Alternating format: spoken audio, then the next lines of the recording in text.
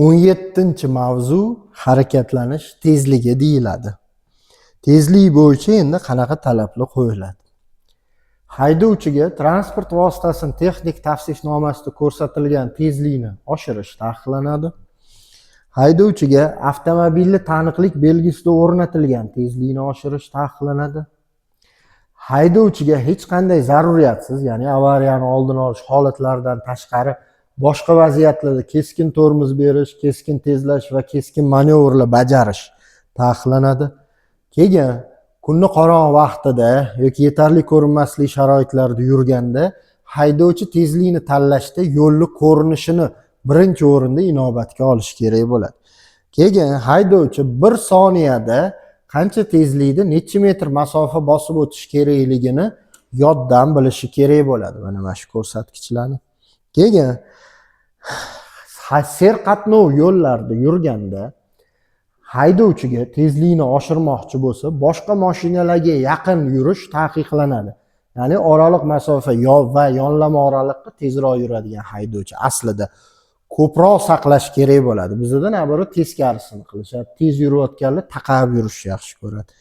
Keyin haydovchi yo'lda tezlikni tanlayotganda ob-havo sharoitini hisobga olish kerak bo'ladi. Ya'ni qor, yomg'ir yog'ishni boshlagan bo'lsa, tezlikni kamaytirib ehtiyotkor bo'lishi kerak.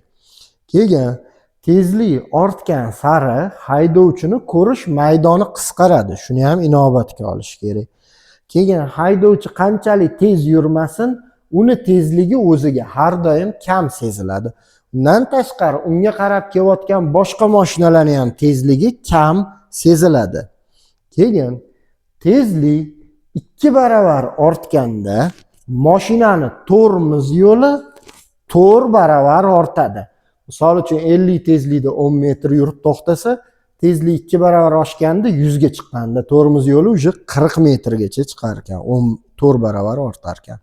Keyin haydovchi yo'lda mashinani shunaqa tezlik bilan boshqarish kerakki, yo'lidan biron bir xavf paydo bo'lgan taqdirda ham haydovchi to'xtashga yoki buni xavfsiz aylanib o'tishga ulguradigan darajadagi tezlikni tanlash kerak.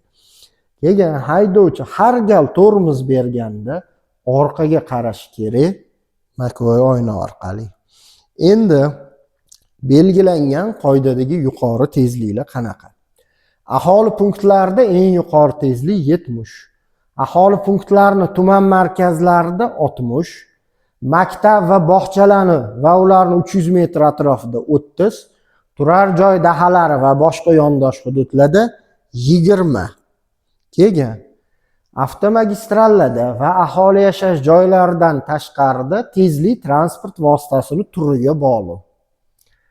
3,5 tonnagacha bo'lgan yuk avtomobili va yengil avtomobillarga 100, shaharlararo avtobus va mikroavtobuslarga 90, mototsikl, 3,5 tonnadan oshadigan yuk avtomobili, shaharlararo bo'lmagan boshqa o'zimizning avtobuslar va tirkamali yengil mashinaga 80, tirkamali yuk mashinalariga bo'lsa 70.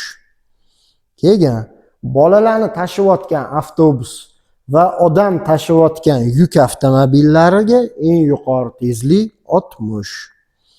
Har qanday usulda, har qanday mashinani shatakka olishda eng yuqori tezlik 50.